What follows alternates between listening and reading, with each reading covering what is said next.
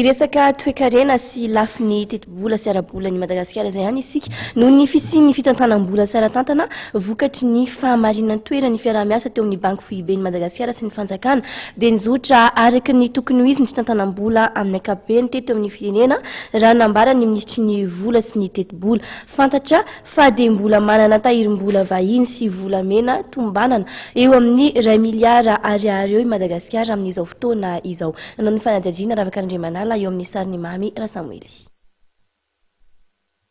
Mbola manana tahirim-bola vahiny sy volamena tombanana eo amin'ny 2 miliara ariary Madagasikara ary mizotra araka ny tokony ho izy ny fitantanam-bola amin'ny ankapobeny noho ny fisian'ny politika ara-bola sy ny fisian'ny fitantanam-bola tsara tantana vokatry ny fahamarinana toerany fiaraha-miasa teo amin'ny banky foiben'ny Madagasikara sy ny fanjakana malagasy raha nambarana Andriamatoa Rajaonarimampianina ministra vola sy ny teti-bola.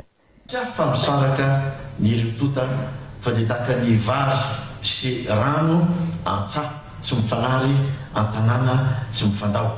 Ireo zava-nisy nandalovan'ny firenena no tena nahafahana ny laza fa ny fiarahantsika miasa dia tao anatin'ny fihavanana tanteraka ary dia mafisin'ilay bolana milaza hoe fihavanam-bava sy tanana tokoa ny atsika ka raha marary ny tanana dia mitsoka ny vava ary raha marary ny vava dia manafosafo ny tanana.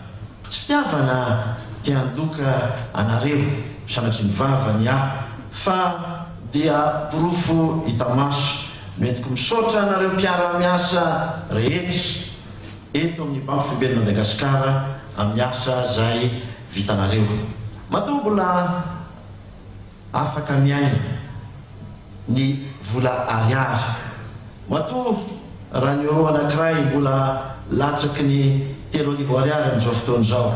Matoa mbola voataro ho latsaky ny 100,000 ny tahan'ny vidim-piainana eto amin'ny firenena. Matoa mbola manana tahirim-bola vahiny manodidina ny 2 miliara dolara isika eto Madagasikara dia arak'izay voalaza ny gouverner teo nametraka politika tsara tantana ny banky foiben'ny Madagasikara. Nambarany ministra nefa fa mbola betsaka ny ezaka tao noho ny mbola fisian'ny fantrana lala misy atao amin'ny firenena. Iatrehana bebe kokoa manomboka amin'ny taona 13 sy 14 ity ny fanamafisana ny politika ara-bola sy ny fitsirehana anatiny izay efa nametrahana fototra tamin'ny taondasa hoy koa Sigira Tovindraona gouverneur Vonjamaika ny banky foiben'ny Madagasikara. Raha taontsiny jerena dia misy ihany ny vary anaty laona ny tsambamoatra fa ny taona 2012 izay tsara tsikiny ny tena nametrahana ny fototra momba ny politika ara-bola na politique monétaire.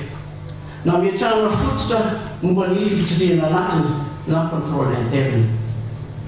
Ity taona dia avy dia fanamafisin'ireo ary fametrahana ny sampanasa iray momba ny fikajiana ny famarinana toerany lafiny ara-bola natao hoe entité de la stabilité monétaire. Fanadihadiana sy famakafakana évaluation momba ny sehatry ny fampisambolambola sy ny fitsirika UCEP. Piasa mitotaly 920 mianadamianaka moa no nitolorana mari-pakasitrahana omaly nandritra ny lanonana fiparabana noho natrarana taom-baovao 13 sy 14 izay antanterahany fianakaviam-beny ny banky foiben'ny Madagasikara tetsy amin'ny Carleton Nanosy. Ny sarainy nampiarakarina ao amin'ny grade ny grand officier de l'ordre national, 6 commandeur de l'ordre national, 9 officier de l'ordre national ary 12 chevalier de l'ordre national. Ny 17 kosa ireo nakarina teo amin'ny grade ny commandeur de l'ordre du mérite de Madagascar, 7 officier de l'ordre du mérite de Madagascar ary 13 chevalier de l'ordre du mérite de Madagascar.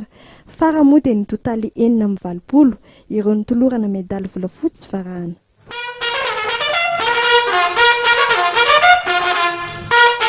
Amin'ny taona 13 sy 14 no manamarika ny 50 taona ny orenana ny banky foiben'ny Madagasikara ka maro araka izany ireo hetsika ho karakaraina mandritra ity taona ity entina namarihana izany.